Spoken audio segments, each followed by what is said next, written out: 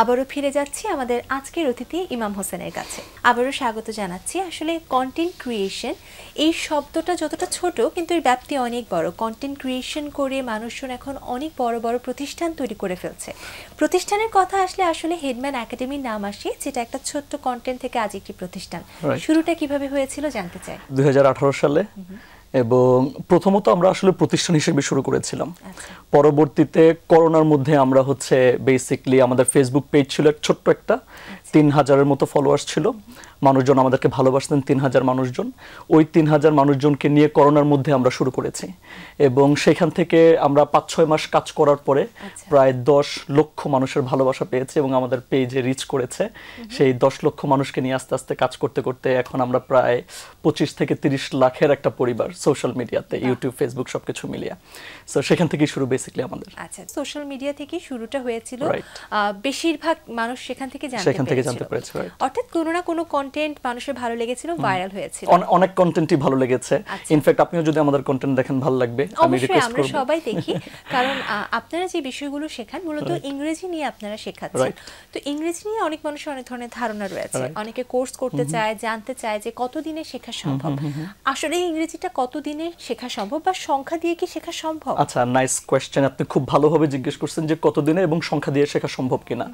Question is, আমাদের কাছে এসে জিজ্ঞেস করে যে কত টাকা লাগে, কোন কোর্স করতে হবে, কতদিনে শেখা যাবে। যদি আপনি ইংরেজি শেখাটাকে এইভাবে জাজ করেন তাহলে হবে না। আপনাকে ইংরেজিটা শিখতে হলে, এটা তো ভাষা একটা, আমরা তো স্কুল, কলেজ, ইউনিভার্সিটির সাবজেক্ট হিসেবে পড়েছি। সো আপনি যদি ভাষাটা শিখতে চান, ইউ নিড অ্যান এনভায়রনমেন্ট। আপনাকে একটা এনভায়রনমেন্টের মধ্যে দিয়ে যেতে হবে। সো সেই এনভায়রনমেন্টের উপরে ডিপেন্ড করবে আপনার সময়টা কতদিন লাগবে। 2 মাস লাগবে, 6 মাস লাগবে, 1 বছর লাগবে।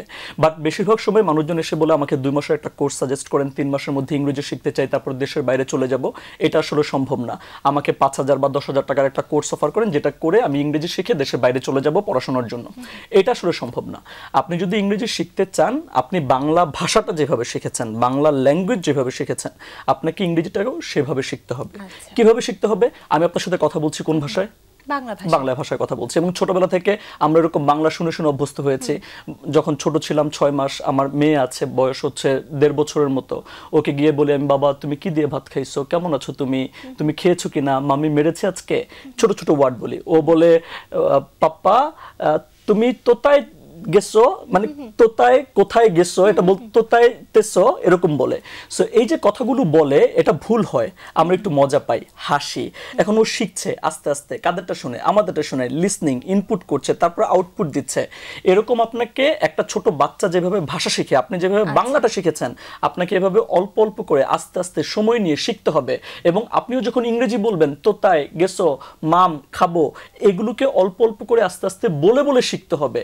আপনি যদি এরকম একটা এনভায়রনমেন্ট না পান, আপনি কোনো কোর্স করে কখনোই ইংরেজি শিখতে পারবেন না। অর্থাৎ আমার চারপাশের মানুষ যদি আমাকে সেই ভাষায় কথা বলে বা সেই ভাষাটা শেখাতে চায়, তখনই এটা দ্রুত শেখা সম্ভব। এখন চারপাশের এনভায়রনমেন্ট তো এরকম না, ইংলিশ ল্যাঙ্গুয়েজ লার্নিং ফ্রেন্ডলি না।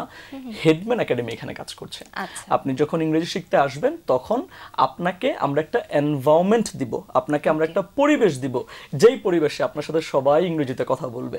আপনাকে কোনো কোর্স ধরিয়ে দেওয়া হবে না। আপনি 10,000, 15,000, 20,000, 30,000 টাকা কোর্স করেন, 3 মাসে 6 মাসে ইংরেজি শিখে ফেলবেন। নো, আমরা এটা করি না। আমরা আপনাকে একটা এনভায়রনমেন্ট দিই, যে এনভায়রনমেন্টে সবাই ইংরেজিতে কথা বলে। আমাদের একটা গাইডলাইন থাকে, ওই গাইডলাইন অনুযায়ী চলতে হয় আপনাকে। আপনি যখন গাইডলাইন অনুযায়ী চলবেন, সঠিক রাস্তায় হাঁটবেন, তখন অল্প সময়ে, একটা হচ্ছে হার্ড ওয়ার্ক আর একটা হচ্ছে স্মার্ট ওয়ার্ক। আপনি হার্ড ওয়ার্ক করলে শিখতে পারবেন না, আপনাকে স্মার্ট ওয়ার্ক করতে হবে। আপনাকে শর্টকাট খুঁজলে হবে না, আপনাকে আস্তে আস্তে, বাচ্চারা যেভাবে হাঁটা শিখেছে বা আপনি যেভাবে সাঁতার শিখেছেন, সাইকেল চালানো শিখেছেন, আস্তে আস্তে করেছেন, আপনাকে ল্যাঙ্গুয়েজ লার্নিংটা ওরকম আস্তে আস্তে করতে হবে এবং সেটার জন্য সময় দিতে হবে আপনাকে। আপনি যদি বলেন আমি 1 ঘন্টা করে শুধুমাত্র একটা কোর্স করব, ক্লাস করব, অনলাইনে ক্লাস করে ইংরেজি শিখে যাব, this is a big no. আপনি এটা কখনোই পারবেন না শিখতে। আপনার টাকা পয়সা খরচ হবে, সময় নষ্ট হবে এবং সবকিছু নষ্ট হয়ে যাবে। যাক, বেশ ভালো তথ্য আপনার কাছ থেকে জানতে পারলাম। এবার একটু জানতে চাই যে এই যে ভিডিওগুলো আপনি যখন বানাচ্ছিলেন সোশ্যাল মিডিয়াতে, কোভিড টাইমটুকুতে মানুষের কাছে সেটা রিচ করছিল, প্রথম যখন আপনার একটা ভিডিও ভাইরাল হলো বা মানুষের কাছে অত্যাধিক প্রশংসিত হলো, তখন কেমন লেগেছিল? খুব ভালো লেগেছিল। কোভিডের সময় সময়টা তো বের হতে পারছিলাম না। আমি কন্টেন্ট করে যাচ্ছিলাম 3-4 মাস 6 মাস ধরে। তারপর যখন আমি একটু লকডাউনটা শিথিল হলো, আমরা বের হলাম। বের হওয়ার পর যখন দেখলাম যে এই প্রথমবার এক্সপিরিয়েন্স হচ্ছে বসুন্ধরা মানুষজন আমাকে চিনতেছে, আচ্ছা ভাইয়া আপনার নাম ইমাম হোসেন, হেডম্যান একাডেমি, আপনাকে দেখেছি আমি, আপনার ভিডিওস ভালো লাগে। প্রথম এক্সপেরিয়েন্সটা ওভার দ্য মুন, লাইক আমার মনে হচ্ছিল যে আমি উড়ছি আকাশে। আমার এত বেশি ভালো লাগছিল যে মানুষজন আমাকে এত প্রশংসা করছে, আমাকে এত ভালোবাসছে। সো ব্যাপারটা আমাকে খুব ইন্সপায়ার করেছে আরো কাজ করার জন্য। সো অসাধারণ এক্সপিরিয়েন্স এটা। এখনো যখন বাইরে যাই মানুষজন আসে, আপনি আজকে আসার পরে বললেন যে আপনার সাথে পূর্ব পরিচয় আছে, আগে থেকে কন্টেন্ট দেখি, ব্যাপারগুলো খুব ইন্সপায়ার করে। আসলে খুব মজার একটা বিষয় থাকে, পরিচিতি পাওয়া যে কোনো মানুষের কাছে খুব পছন্দনীয়। হেডম্যান একাডেমি এবং ইংলিশ শেখানোর যে কন্টেন্ট ক্রিয়েশন আপনি করছেন, এর পাশাপাশি আপনাকে একটা অন্য রূপেও আমরা দেখতে পারি, সেটা হচ্ছে ব্লগিং এ। কন্টেন্ট ক্রিয়েটররা এখন বেশিরভাগ ক্ষেত্রে ব্লগ করছে এবং ব্লগের মাধ্যমে আমরা অনেক ইনফরমেটিভ জিনিস জানতে পাই, আপনার ব্লগেও জানতে পাচ্ছি। এই ব্লগিংটা কবে শুরু করলেন, কেন শুরু করলেন? ব্লগিং শুরু করা হচ্ছে আমার 1.5 থেকে 2 বছর ধরে আমি ব্লগিং করছি। আমার যে হেডম্যান একাডেমি পেজ বা ইউটিউব চ্যানেল, সেটার বাইরে গিয়ে ইমাম হোসেন নামে একটা পেজ এবং ইউটিউব চ্যানেল আছে, সেখানে আমি আমার ব্লগিং গুলো আপলোড করি। ব্লগিং কেন শুরু করেছে? আমার ঘুরতে ভালো লাগে অনেক। আমার মনে হয় যে আমি যদি ঘোরাঘুরি করি আমি আমার অক্সিজেন ফিরে পাই, এবং আমি যখন কাজ করি আমি সপ্তাহে 7 দিনই কাজ করি। আমি কোনোদিন ব্রেক নেই না। হেডম্যান একাডেমিতে আমি প্রতিদিন আসি, সকাল থেকে সন্ধ্যা রাত পর্যন্ত কাজ করি। সো এই কাজ করতে করতে করতে করতে যখন একটু টায়ার্ড হয়ে যায়, ব্রেনকে একটু রেস্ট দিতে হয়, তখন আমি ঘুরতে যাই। সো যেহেতু আমি ঘোরাঘুরি করতে পছন্দ করি, ভাবলাম যে এই যে ঘোরাঘুরি করছি, মানুষজনকে আমি কোথায় ঘুরছি, তারা যদি ঘুরতে আসতে চায়, তাদেরকে অথেন্টিক ইনফরমেশনটা কিভাবে দেওয়া যায়, র জিনিসটা কিভাবে দেখানো যায়, সেখান থেকে আমার ব্লগিংটা শুরু করা। ব্যাকগ্রাউন্ড কোনো মিউজিক থাকছে না, এবং মানে আমার চেহারাকে আমি স্পেশাল করে সুন্দর করছি না। ইনফ্যাক্ট আপনি দেখবেন আমার ব্লগিং পেজে চুল কাটার ভিডিওস গুলো আমার বেশি মানে মানুষজন পছন্দ করে, র ভিডিওস গুলো। আমি অনেক যে কোনো দেশে গিয়ে প্রায় 7-8টা দেশ ভ্রমণ করেছি আমি গত 1.5 বছরে। আমি প্রত্যেকটা দেশে চুল কাটিয়েছি নাপিতদের দিয়ে, এবং মানে রাস্তার পাশে যারা চুল কাটায় বাংলাদেশে, আমি তাদেরকে দিয়ে চুল কাটিয়েছি। বাংলাদেশের সবচেয়ে এক্সপেন্সিভ যে সেলুন, আমি সেখানেও চুল কাটিয়েছি। আমি দেশের বাইরে যখন গিয়েছি সবচেয়ে ভালো সেলুন এবং পচা সেলুনে চুল কাটিয়েছি। আমি এক্সপিরিয়েন্সগুলো নিতে পছন্দ করি, আমার ভালো লাগে, তাদের সাথে কথা বলি। এবং কিছুদিন আগে দুবাইতে আমি গিয়েছিলাম, যখন ওইখানে একটা সেলুনে চুল কাটাচ্ছিলাম, সেখানে একজন ভদ্রমহিলা যিনি আমার চুল ওয়াশ করছিলেন, উনি বাংলায় গান গাচ্ছিলেন। আমার একটা ব্লগে বাংলায় গান গাচ্ছিলেন। উনি ফিলিপিন্স থেকে দুবাইতে জব করতে এসেছেন, সেলুনে জব করেন, এবং উনি বাহির বলে দূরে থাকুক, ভিতর বলে আসুক না, সো এই গানটা গাচ্ছিলেন। আমার খুব ভালো লাগছিল, এবং উনি বাংলায় টুকটাক আমাকে জিজ্ঞেস করছিল আপনি কেমন আছেন। সো আমার খুব ভালো লাগছিল ব্যাপারগুলো। সো আমি এরকম র ব্যাপারগুলোকে মানুষের মাঝে ফুটিয়ে তুলে কিছু ইনফরমেশন দিয়ে থাকি। ইন্দোনেশিয়াতে গিয়েছি একটা টেম্পলে, সো সেই টেম্পলে একটা বিশেষত্ব আছে। মানুষজন মনে করে থাকে ইন্দোনেশিয়ার ওই টেম্পলে গোসল করলে, শাওয়ার নিলে তাদের পাপ সব ঝরে যায়, এবং তারা ওখানে গিয়ে শাওয়ার নিচ্ছে, গোসল করছে। সো এরকম কিছু ব্যাপার থাকে আমার ব্লগিং এর মধ্যে। আমার মনে হয় যে আপনি দেখলে এবং যারা দর্শকরা আছেন তারাও যদি দেখে, তাদের খুব ভালো লাগবে। র অথেন্টিক ব্যাপারগুলো আমার ব্লগিং এর মধ্যে আমি ফুটিয়ে তুলতে পারি। এই যে এতগুলো ভ্রমণ করেছেন দেশ, এবং আরো আপনার পাইপলাইনে কিছু দেশ রয়েছে, তো এগুলোর জন্য যে একটা অর্থায়নের প্রয়োজন, সেটা কি কন্টেন্ট ক্রিয়েশন থেকে পুরোটা উঠে আসছে? আচ্ছা, কন্টেন্ট ক্রিয়েশন থেকে বলতে আপনি হয়তো বোঝাচ্ছেন যে ফেসবুক বা ইউটিউব থেকে আমরা যে টাকা পয়সা আর্ন করি, সেখান থেকে উঠে আসছে কিনা। অনেস্টলি স্পিকিং, ফেসবুক ইউটিউব থেকে অনেক টাকা আর্ন করা যায়, হুইচ ইজ ট্রু। আপনি প্রত্যেক মাসে যদি ডেডিকেটেডলি কন্টেন্ট ক্রিয়েট করেন, আপনি 3 থেকে 5 লাখ টাকা আর্ন করতে পারবেন। 3 to 5 lakh, which is really good amount, অনেক ভালো অ্যামাউন্ট। কিন্তু এটা কন্টিনিউয়াসলি হয় না। এটা কোনো মাসে একটু বেশি হয়, কোনো মাসে কম হয়। আমি যদি একদম ফ্র্যাঙ্কলি বলি আপনাকে, শুধুমাত্র ফেসবুক বা ইউটিউবের টাকা দিয়ে আমি যে দেশ বিদেশ ঘোরাঘুরি করছি, এটা সম্ভব না। আচ্ছা, আমাকে আরো কিছু হেল্প নিতে হয় বিভিন্ন জায়গা থেকে। সো প্রথম যখন আমি ঘোরাঘুরিগুলো করছিলাম, তখন আমি হেডম্যান একাডেমিতে যেহেতু আমি কাজ করি এবং এটার ওনার আমি, সিইও আমি, এখান থেকে তো আমরা ডেফিনেটলি কিছুটা প্রফিট করছি, মানুষজনকে হেল্প করছি, তারা আমাদেরকে হেল্প করছে। সো ওইখান থেকে আমি হেল্প নিতাম এবং হেল্প নিয়ে আমি ঘোরাঘুরি করতাম। এখন একটু চালাক হইছি, এখন একটু ফলোয়ার্স বাড়ছে, মানুষজন একটু বেশি চিনে আমাকে। এখন যেটা করি সেটা হচ্ছে স্পন্সর নেই। আমি লাস্ট ভিয়েতনাম ভ্রমণ করেছি, দুবাই ভ্রমণ করেছি, এবং ইন্দোনেশিয়া, ফিলিপিন্স, এই 4টা দেশ ভ্রমণ করেছি স্পন্সর নিয়ে। স্পন্সর করেছে আমাকে, আমি টাকা পেয়েছি সেখান থেকে, সেই টাকা দিয়ে আমি ভ্রমণ করেছি। এবং যারা ঘোরাঘুরি করতে পছন্দ করে তাদের যদি টাকা পয়সা নিয়ে সমস্যা হয়, প্রথম একটু প্রবলেম হয়, প্রথম বাংলাদেশের বিভিন্ন জায়গায় ঘুরুক, ইন্ডিয়াতে ঘুরুক, ইন্দোনেশিয়াতে অনেক কম খরচে ঘোরা যায়, ভিয়েতনামে অনেক কম টাকায় ঘোরা যায়, 50-60 হাজার টাকায় থাইল্যান্ডে ঘোরা যায়। সো এরকম ছোট ছোট কয়েকটা জায়গায় ঘুরে তারপরে যখন বড় দেশগুলোতে যাবে তখন তারা এই কাজটা করতে পারে। সেটা হচ্ছে স্পন্সরের জন্য অ্যাপ্লাই করতে পারে বিভিন্ন জায়গাতে, যেটা আমি করেছি এবং আমি রেসপন্স পেয়েছি। নাম্বার 2, আপনি যেই হোটেলে আছেন, আমি দেশের বাইরে যখন যাই 75 to 80% আমি 5 স্টারগুলোতে থাকি। সো 5 স্টারগুলো ইজ এক্সপেন্সিভ। আমি সিঙ্গাপুরে একটা 5 স্টারে ছিলাম, প্রত্যেক রাতে আমাকে প্রায় 37,000 টাকা করে মানে পে করতে হয়েছে সিঙ্গাপুরের, মানে বাংলাদেশের টাকায় 37,000 টাকা করে। সো 3 দিন থাকতে আমার প্রায় 1 লাখেরও বেশি টাকা খরচ হয়ে গেছে একটা 5। So this is expensive, right? So এরকম এক্সপেন্সিভ যদি হয়ে থাকে তাহলে আপনি কি করবেন? আপনি কোলাবোরেশন করেন। কাদের সাথে?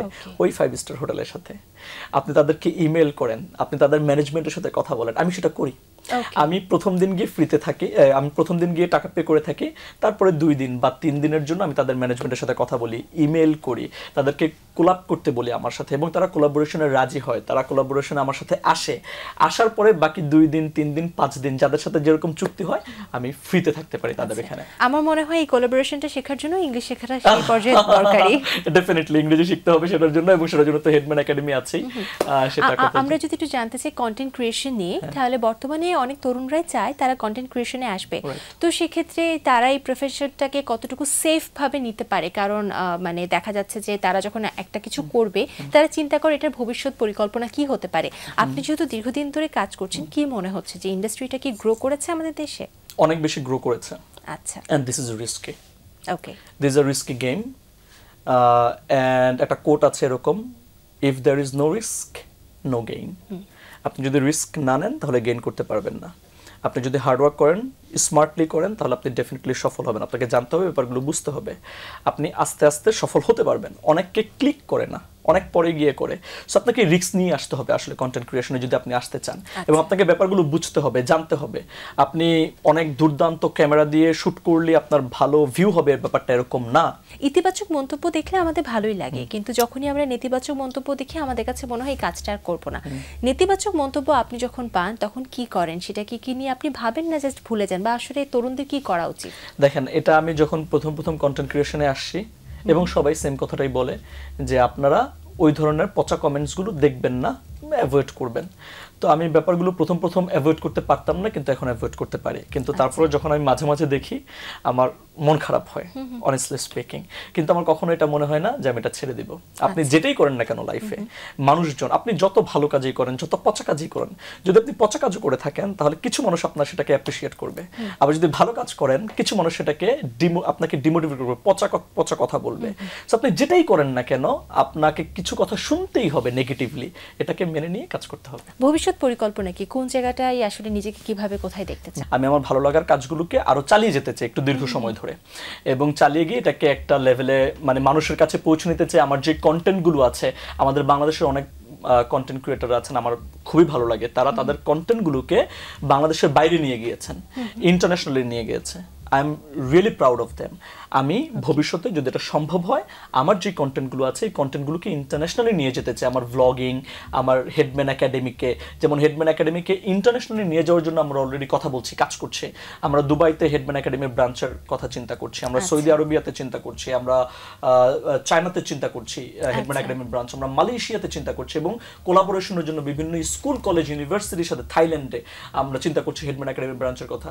সো আমরা ইন্টারন্যাশনালি আমার এই কাজগুলো, আমার vlogging at the same time headman একাডেমিকে নিয়ে যাওয়ার জন্য কাজ করছে, এবং 4-5 বছর এটা নিয়ে থাকতে চাই আরো। আপনি বলছিলেন যে আপনি অনেক কন্টেন্ট ক্রিয়েটরদেরই দেখে থাকেন, তো কাদেরকে আপনি ফলো করেন বা আপনি কাদের কাছ থেকে ইন্সপিরেশন পান? আমার সবার কন্টেন্ট ভালো লাগে।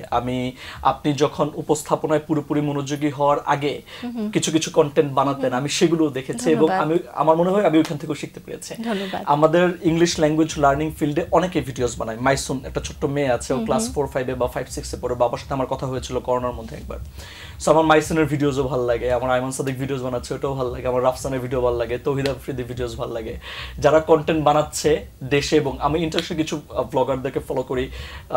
ডেইল ফ্লিপ আছেন একজন, he is a very good blogger এবং র কন্টেন্ট বানায়। তারপর হচ্ছে আরো অনেকেই আছেন এরকম। গো উইথ আলী একটা ইউটিউব চ্যানেল আছে, ওর ভ্লগিংগুলো আমার খুব ভালো লাগে। যারা ফুড কন্টেন্ট বানায়, ফুড রিলেটেড কন্টেন্ট বানায়, রিভিউ করে, তাদের কন্টেন্ট, আমার সব কন্টেন্ট ভালো লাগে and I love that and I learn from everyone. এবং আমার মনে হয় আমরা সবাই যদি একসাথে একটু কাজ করা যায়, কোলাবোরেশন করে, কন্টেন্ট ক্রিয়েটররা সবাই এটা করছে সবাই এখন, তাহলে আমরা একজন আরেকজনকে আরো অনেক দূর নিয়ে যেতে পারবো এন্ড দিস পসিবল। খুব সুন্দর। আসলে আপনার সাথে একটা দীর্ঘ সময় ধরে আলোচনা হচ্ছিল, অনেক কিছু জানতে পেরেছি। আমাদের দর্শক যারা রয়েছে তাদের যদি কিছু বলার থাকে। অনেক অনেক ভালোবাসা পেয়েছি দর্শকদের কাছ থেকে, এবং আমার যারা ভিউয়ার্স আছেন তাদের কাছ থেকে অনেক বেশি রেসপন্স সবসময় পাই, সামনেই রেসপন্স পাবো সেটাই আশা করছি। এবং আপনারা বেশি বেশি করে আমাদের কন্টেন্টগুলোকে অন্য সবার মাঝে পৌঁছে দেবেন, এই এক্সপেকটেশন থাকবে। অসংখ্য ধন্যবাদ। আপনার দিনটি শুভ হোক এবং আপনার ভবিষ্যৎ দিনের জন্য অনেক অনেক শুভকামনা। Thank you so much. প্রিয় দর্শক, এতক্ষণ কথা হচ্ছিল অতিথির সঙ্গে, এবার সময় হলো বিদায় নেবার। আমাদের অনুষ্ঠান সম্পর্কে আপনার যে কোনো মতামত ও পরামর্শ জানাতে লিখুন এই ঠিকানায়। প্রযোজক দিন প্রতিদিন Banglavision news tower, 110 Bir Uttom CR Dutta road, Dhaka 1205, phone 96320303 আমাদের ইমেল অ্যাড্রেস dinprotidin@banglavision.tv। খ্যাতনামা বিজ্ঞানী আলবার্ট আইনস্টাইনের একটি উক্তি বলে বিদায় নেব আজ। তিনি বলেছেন, ঈশ্বরের সামনে সবাই সমভাবে বোকা, আবার সমভাবে বুদ্ধিমান। প্রিয় দর্শক, সবাই ভালো থাকুন, সুস্থ ও সুন্দর থাকুন। আজ সারাদিন সবার জন্য শুভ ও কল্যাণময় হোক।